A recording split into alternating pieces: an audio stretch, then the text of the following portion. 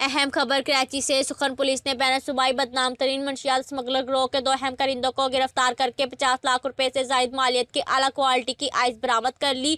Police मुल्जिमान से तफ्तीश और गिरोह के दीगर कारिंदों की गिरफ्तारी के लिए कोशा है। तफसीलात के मुताबिक SSP मुनीर तारक मस्तोई की खुसूसी अहकामात पर अमल दरामद करते हुए सुखन थाने के SHO जुबैर नवाज ने पुलिस पार्टी के हमरा कामयाब कार्रवाई करते हुए बदनाम मंशियात स्मगलर गिरोह के 2 अहम कारिंदों को गिरफ्तार कर लिया।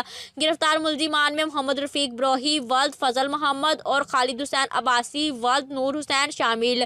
मुल्जिमान को रेडी घोट के इलाके ICE के करीब जेटी से गिरफ्तार किया गया। इस मौका पर मुल्जिमान के कब्जे से आला क्वालिटी की 745 ग्राम आइस बरामद की गई, जिसकी मालियत 50 लाख रुपए से जायद है। हमायती न्यूज़ से अहमदीन हमायती की रिपोर्ट। मजीद खबरों के लिए देखते रहें हमायती न्यूज़ HD।